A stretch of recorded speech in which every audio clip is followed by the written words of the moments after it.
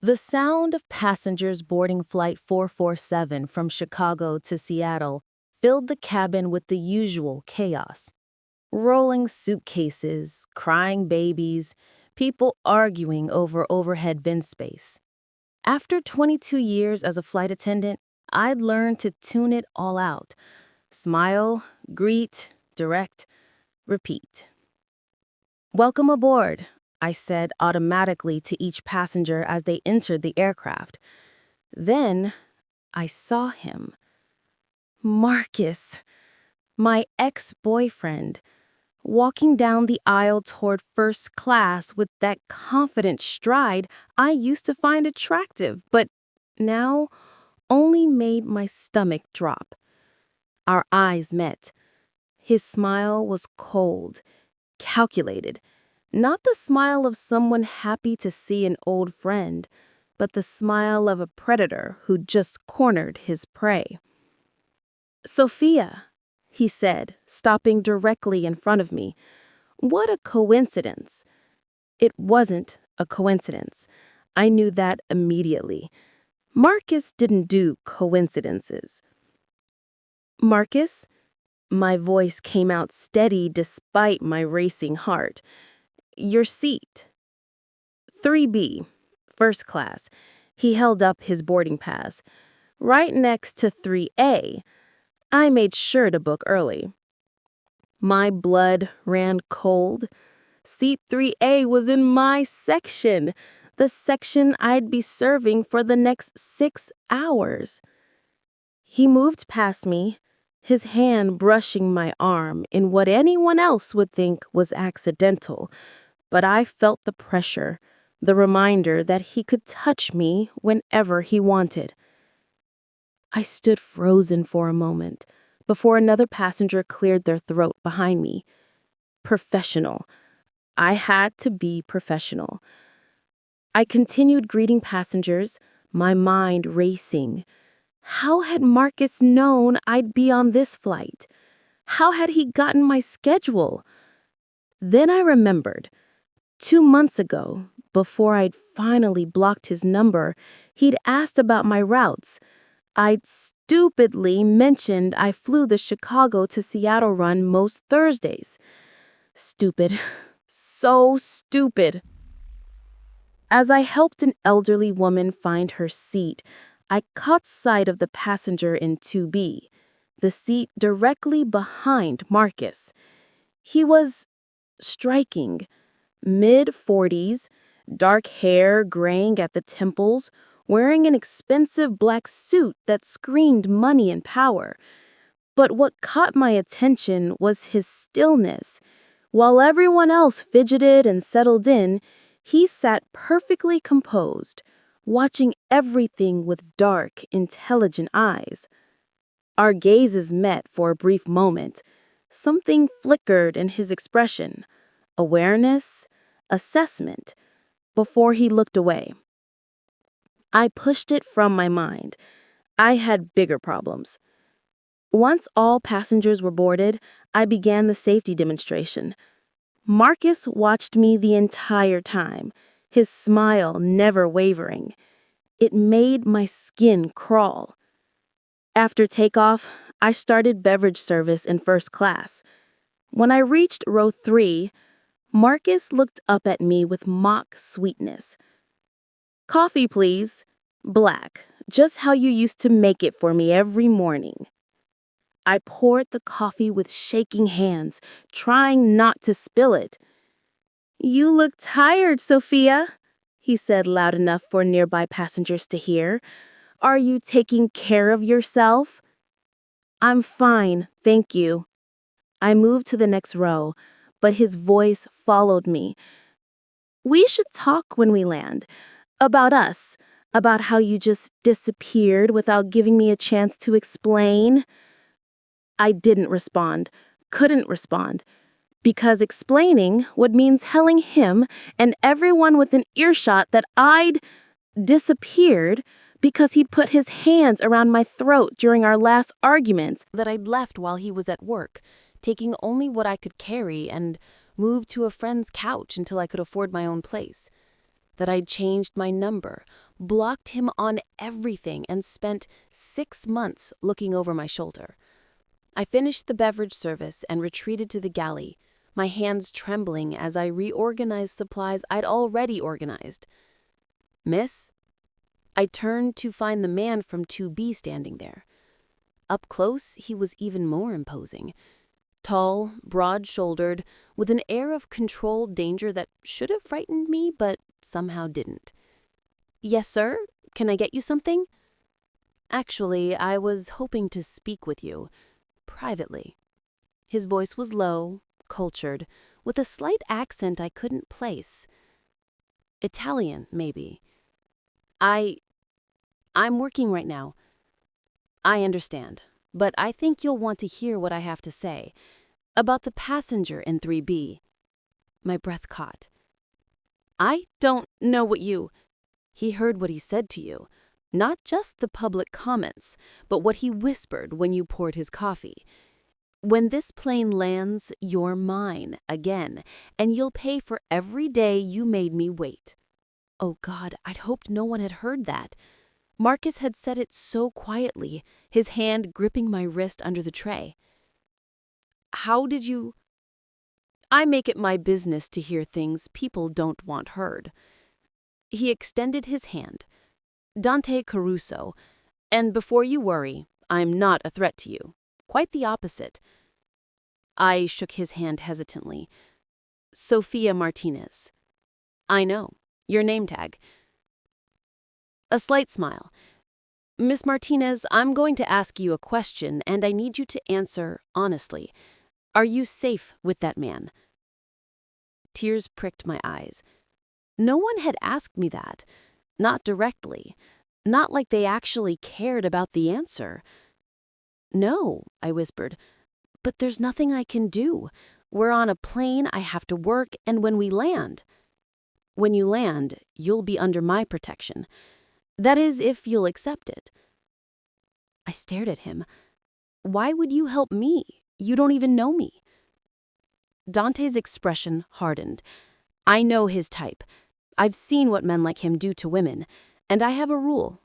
I don't look away." What can you even do?" He pulled out his phone, typed something quickly. "I'm going to have people meet the plane in Seattle. They'll make sure he doesn't follow you. But I need you to trust me. Can you do that?" It was insane, trusting a stranger on a plane. But something in Dante Caruso's eyes made me believe him. "Yes," I said. "Please."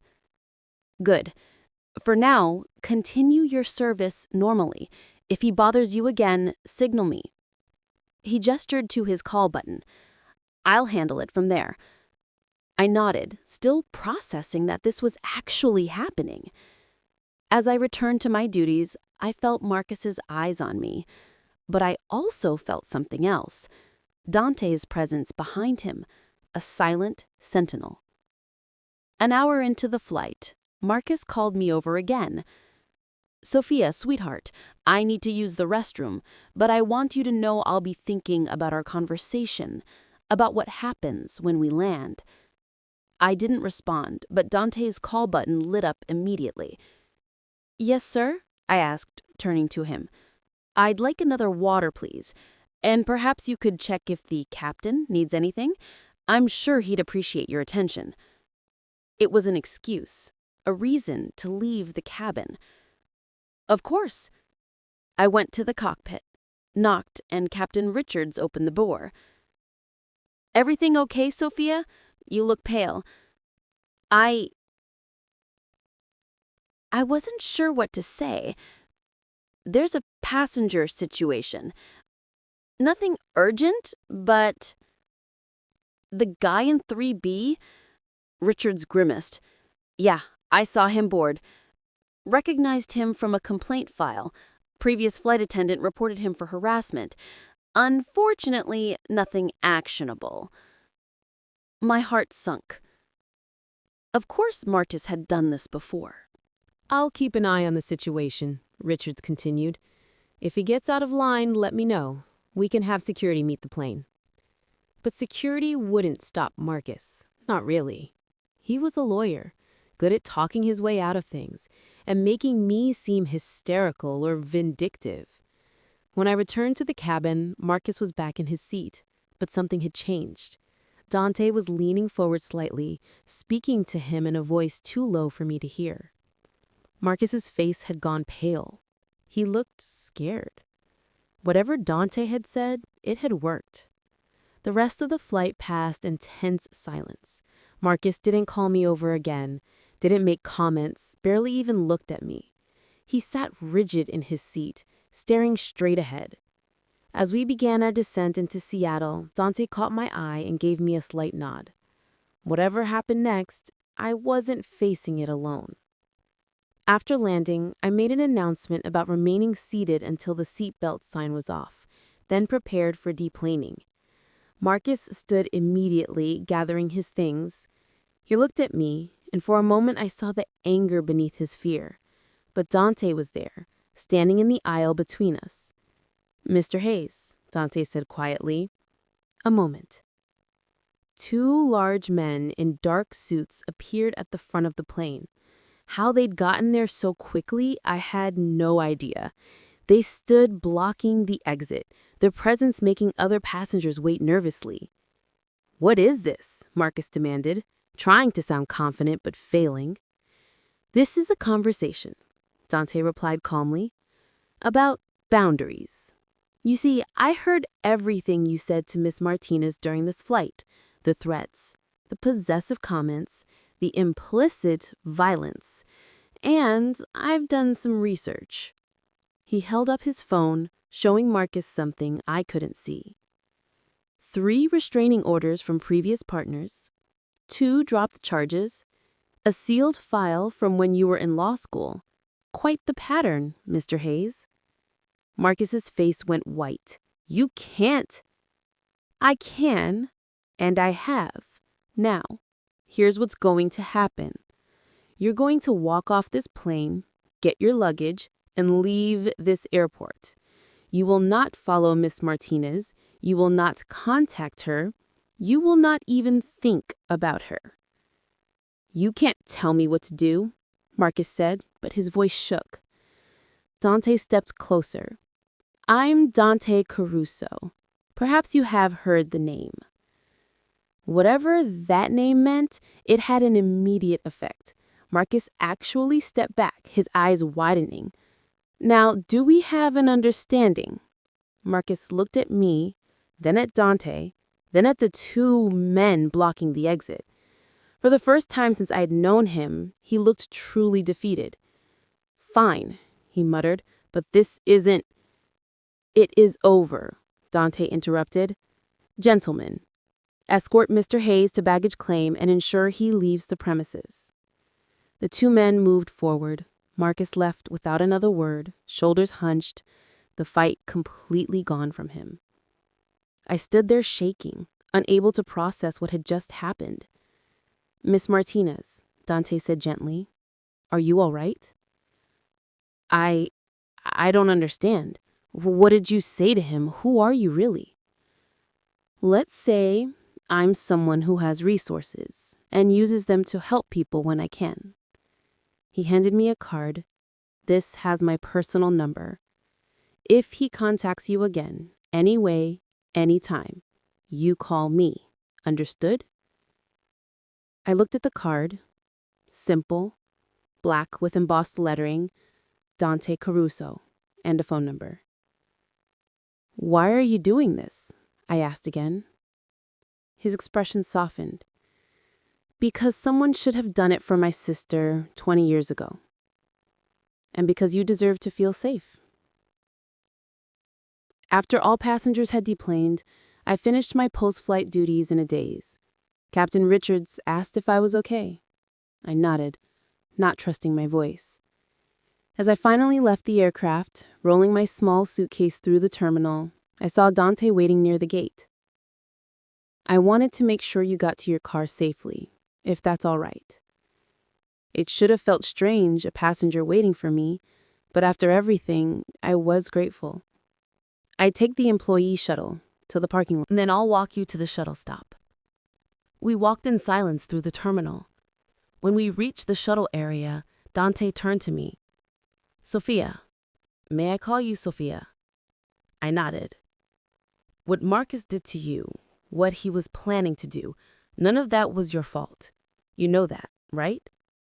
Tears welled up. I was stupid to get involved with him. I should have seen the signs. Predators are good at hiding what they are. That's not on you. He paused. "Do you have somewhere safe to stay tonight? Someone who can be with you?" "I have my apartment. It's secure, and my neighbor is a police officer." "Good. But I'd feel better if you'd accept some additional security, just for a few days until we're sure he's really gone." "I can't afford. You're not paying for anything. This is, call it a personal investment in making sure the world has one less victim." Over the next 2 weeks, true to his word, Dante had someone watching my building. I never saw them, but I knew they were there because every evening I'd get a text. "All quiet. You're safe. DC."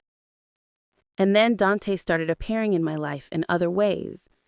He sent coffee to my apartment when I mentioned being tired. He arranged for my car's brakes to be fixed when I mentioned they were squeaking. When I said I missed my favorite Thai restaurant in Chicago, he had them delivered to Seattle. Small things, thoughtful things, never intrusive, never demanding. And then he started calling just to talk. "How was your flight today?" he'd ask. We'd talk for hours about everything, about nothing. I learned he owned several businesses, that he'd grown up in New York, that he'd lost his sister to domestic violence, and had spent his adult life trying to prevent others from suffering the same fate. "That's why you helped me," I said one night. "Your sister." "Partly, but also because I saw something in you. Strength that you don't even recognize yet." 3 weeks after the flight, Dante came to Seattle. He called from his hotel. "I have business meetings here tomorrow. Would you have dinner with me tonight?" My heart raced. This felt different from phone calls. This was real. "Yes," I said. "I'd like that." The restaurant was beautiful, quiet, elegant, the kind of place I'd never been able to afford. Dante looked different without the suit. He wore dark jeans and a black button-down, more relaxed, but still carrying that air of controlled power. "You're nervous," he observed after we'd ordered. "I am," I admitted. "This feels like I don't know what this is. It's dinner between two people who've become friends. That's all. Unless you want it to be more." Did I? I'd sworn off relationships after Marcus. Sworn I'd focus on healing, on myself. But Dante was different. Patient, kind. He'd asked for nothing, expected nothing, just been there. "I think," I said carefully, "I might want it to be more. Eventually. But I need time." "Then we take time," he said simply. "We have all the time in the world." And we did. We built something slowly, carefully. He'd visit Seattle when he had business. I'd fly to Chicago on my days off. We'd talk every night, learning each other in layers. He met my friends, who were suspicious at first, but gradually saw what I saw. A man who genuinely cared, who never pushed, who respected boundaries I didn't even have to voice. 2 months in, I asked him about his business, what he really did. He was quiet for a moment. "I own legitimate businesses, restaurants, real estate, security firms. But my family, my background, there are connections to less legitimate enterprises. I've spent years trying to separate myself from that world, but some associations you can't fully escape." "Are you in danger?" "Sometimes. But I have resources, security, and I'm careful." Is that why you were so effective with Marcus? The connections? Partly, but mostly because I recognize the pattern I've seen too many times. I thought about that, about this complicated man who used his power to protect rather than harm. I don't care about your past, I said finally. I care about who you are now, to me. He pulled me close, kissing my forehead. And who am I to you? Someone I'm falling for, despite my better judgment. He laughed. Good, because I fell for you the moment I heard you say no to him, even though you were terrified. That took courage. 6 months after that flight, Dante asked me to move to Chicago. I know it's a big ask, he said. I know you have a life in Seattle, but I want you closer. I want to see you every day, not just weekends and phone calls. I thought about it, really thought about it. My job was transferable. I could fly out of Chicago just as easily. My apartment was just an apartment. My friends would still be my friends. But most importantly, I'd learned something in these months with Dante. Safety wasn't a place, it was a person. And I felt safer with him than I'd ever felt anywhere else. Yes, I said, let's do it. A year after that flight, I was settled in Chicago, living in Dante's penthouse, flying out of O'Hare, building a life I'd never imagined possible. I'd started therapy to deal with the Marcus trauma, started trusting again, started believing I deserved happiness. Dante proposed on a quiet Tuesday evening. No fanfare, just the two of us in our kitchen. Marry me, he said, slipping a ring on my finger. Not because I saved you, but because you saved me. You reminded me that good things exist, that trust is possible, that love doesn't have to be complicated or painful. It can just be right. I said yes through happy tears. But 2 weeks before our wedding, Marcus came back. I was walking out of a grocery store when I saw him, just standing there, watching me. My blood ran cold. He'd lost weight, looked haggard, but his eyes held the same possessive anger. Sophia, he said, approaching, we need to talk. I backed away, reaching from my phone. Don't, he said. I'm not here to hurt you. I need you to understand. You ruined my life. Do you know that? I lost my job, my reputation, all because of you and that bastard you're with. You ruined your own life, I said, surprised by the steadiness in my voice. All Dante did was expose what you already were. Dante Caruso. Marcus spat the name. Do you know who he is, what his family does? I know enough. And you're marrying him, trading one dangerous man for another? Dante has never laid a hand on me, has never threatened me, has never made me feel like I'm not enough. So no, Marcus, he's nothing like you. Marcus's face twisted. You think you're safe? You think he won't turn on you eventually? I know I'm safe, because he sees me as a partner, not a possession. I started to walk away, but Marcus grabbed my arm. Big mistake. Within seconds, 2 men appeared from nowhere. Dante's security, always nearby, even when I didn't see them. Sir, remove your hand, one said calmly.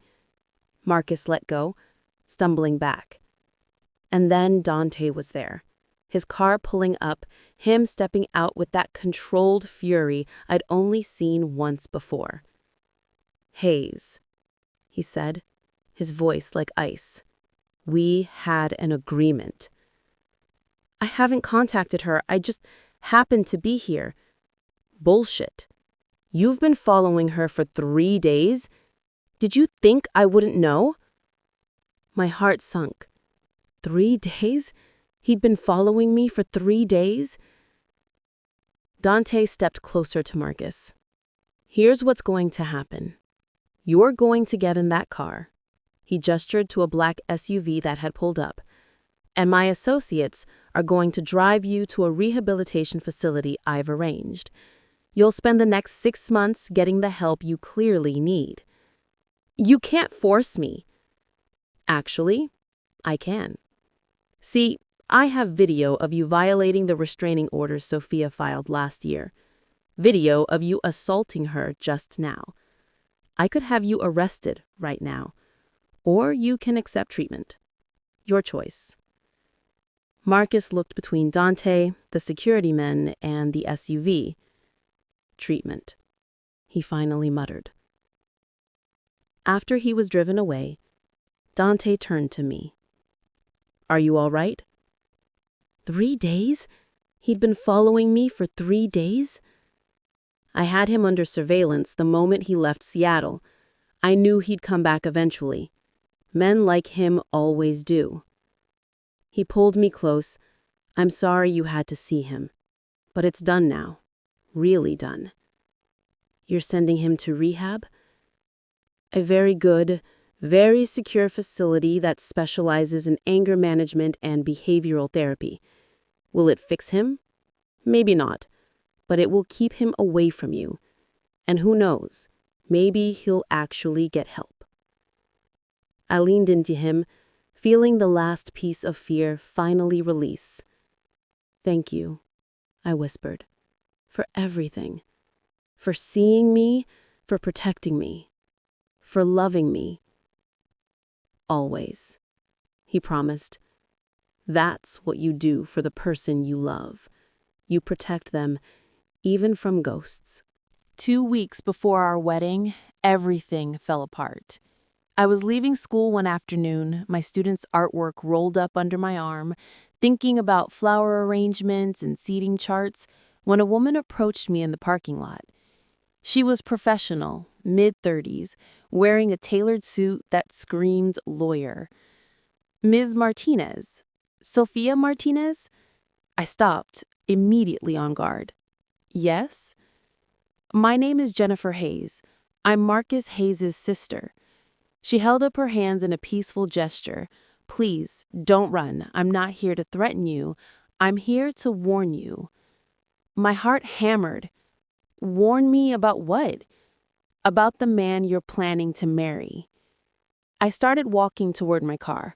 I don't need to hear this. Dante Caruso is not who you think he is. She fell into step beside me. I'm a prosecutor, Ms. Martinez. I've spent years building cases against organized crime families, and the Caruso family, they're at the top of my list. I stopped. What are you talking about? Jennifer pulled out a folder from her briefcase. Dante Caruso, son of Antonio Caruso, who ran one of the largest criminal organizations in New York before his death 5 years ago. Dante inherited it all. The legitimate businesses, yes, but also the trafficking, the extortion, the violence. That's not true. Dante has been trying to go legitimate. He's been moving away from... Is that what he told you? She opened the folder, showing me documents, photos, surveillance reports. These are from 6 months ago. A warehouse owned by one of his shell companies. We found drugs, weapons, evidence of human trafficking. I felt sick. He may not get his hands dirty personally, but he profits from it. And Ms. Martinez, people who get close to men like him, they either become complicit or they become collateral damage. Why are you telling me this? My voice shook. Because my brother, for all his faults, was right about one thing. You deserve better. You deserve to know what you're walking into. She handed me the folder. I'm not asking you to testify or cooperate with any investigation. I'm just asking you to think. Really think about whether this is the life you want. After she left, I sat in my car for an hour, staring at the folder. I didn't open it. Couldn't. That night, when Dante came over with takeout and wedding invitation samples, I couldn't look at him. "What's wrong?" he asked immediately. "Nothing." "Sophia." He set down the food and knelt in front of me. "Talk to me. Who are you really? What do you really do?" His expression shuddered. "What happened?" "Marcus's sister. She's a prosecutor. She showed me—" I couldn't finish. Dante stood, pacing to the window. For a long moment he was silent. "What did she show you?" "A folder. I didn't look at it. But she said things about your family, about your business, about trafficking and weapons and—" "It's true." I felt the room tilt. "What?" He turned to face me. "Not all of it.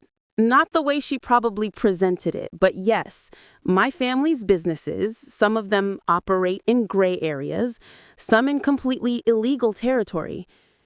"You said you were going legitimate." "I am. I have been.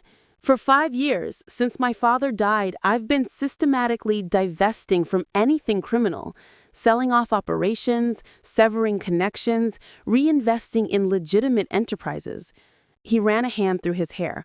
"But it's not instant, Sophia. You can't just flip a switch. There are people, contracts, debts, loyalties." "Trafficking?" My voice broke. "Tell me that's not true." "No, God, no. That warehouse, I sold that property 3 years ago. Whatever was found there had nothing to do with me. But proving that, separating myself from crimes committed by people who once worked for my family, that's harder." "So you're still connected to criminals?" "Some, not by choice. I'm trying to extract myself, but there are men who don't want to let go of the Caruso name, the Caruso power. I've made enemies trying to go clean, Sophia. People who profit from the old ways." I looked at him, this man I'd fallen in love with, who'd saved me, protected me, made me feel safe for the first time in years. "I need time," I whispered. "I need to think." Pain flashed across his face, but he nodded. "I understand. Take all the time you need." "The wedding?" "We'll postpone or cancel, whatever you decide." He moved toward the door. "But Sophia, everything I told you about our love, about how I feel about you, that was real. That is real. I'm trying to build a different life, a better one, and I want you in it. But I won't force you to choose something you're not comfortable with." After he left, I opened the folder. It was damning. Photos of Dante meeting with known criminals, financial records showing money flowing through suspicious channels, witness statements linking the Caruso family to various crimes.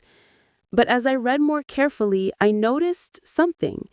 Most of these documents were old, from before his father's death. The recent ones were sparse, and when I looked closely, they showed Dante systematically distancing himself from those connections. There was even a note from an FBI agent. "Subject appears to be actively divesting from criminal enterprises. Minimal recent activity. Recommend continued surveillance, but lower priority." It wasn't perfect, but it was exactly what Dante had told me. A man trying to escape his family's legacy. I called my best friend, Maya, the one who'd let me crash on her couch when I'd left Marcus. "He's connected to organized crime," I told her. "And Marcus was a lawyer who put women in the hospital," she replied. "Question is, which one makes you feel safe? Which one has actually hurt you?" "Dante never has." "Then there's your answer." But it wasn't that simple. Over the next week, I avoided Dante's calls, canceled our dinner plans, told myself I was thinking, processing, being smart. Really, I was scared. Scared of making another mistake. Scared of choosing wrong again. Scared that everyone was right. I was trading one dangerous man for another. On the seventh day, there was a knock at my door. It was Isabella, Dante's sister-in-law. She didn't send me, she said before I could speak. He doesn't know I'm here, but I need to tell you something. I let her in. Dante's father was a monster, truly. He hurt people, destroyed lives, built an empire on suffering. When he died, everyone expected Dante to be the same, but he wasn't. The first thing Dante did as head of the family, he shut down the prostitution operations completely, lost millions doing it, made enemies, but he did it anyway. Then the loan sharking, then the protection rackets. One by one, he's been dismantling everything his father built. Why didn't he tell me this? Because he's ashamed, not of what he's doing now, but of what his family was, of the blood money that paid for his education, his lifestyle, everything he has. Isabella's eyes filled with tears. My sister, Dante's wife, she left him because she couldn't handle the association, the whispers, the judgment. It destroyed him. He said it was mutual. He lied to protect her reputation. Truth is, she gave him an ultimatum, the family or her. He chose to honor his father's dying wish to take care of the family business.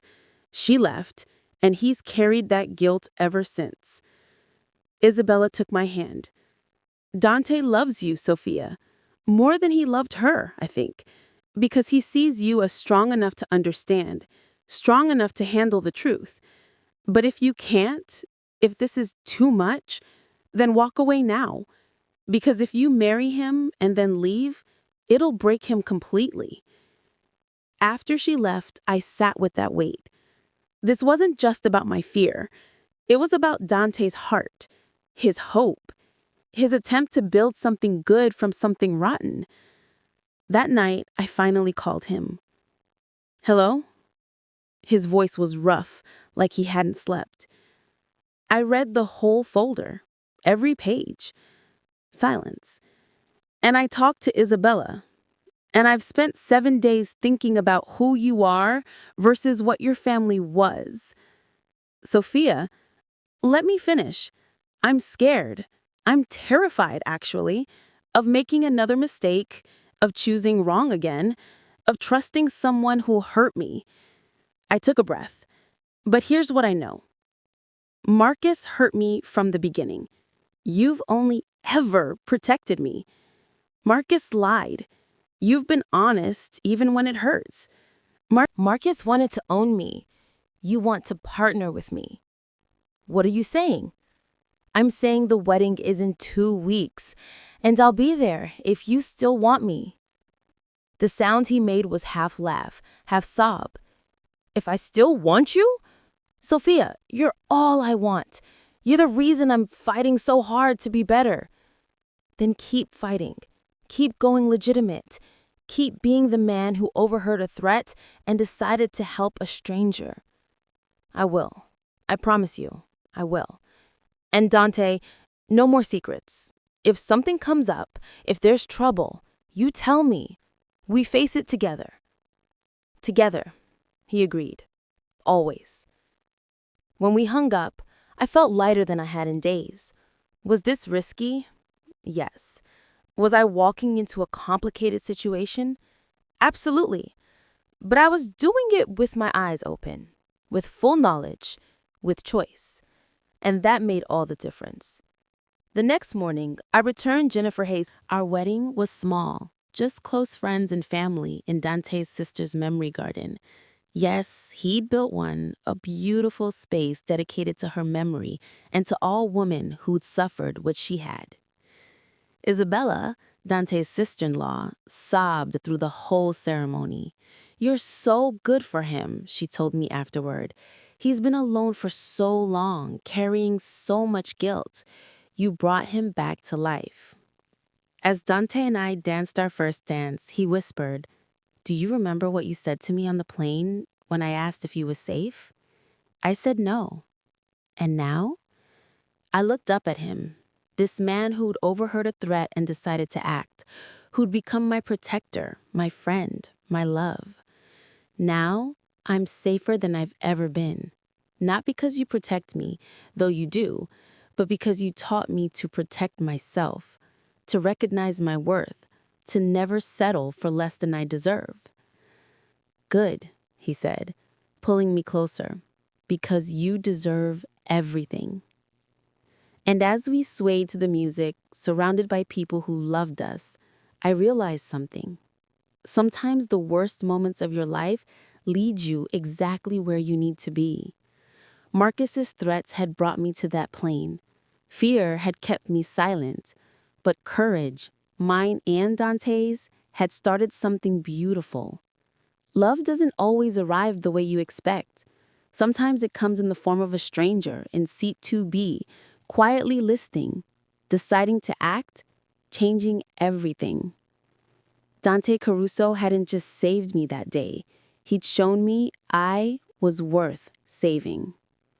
And in learning to love him, I'd learned to love myself again. That wasn't just survival. That was victory.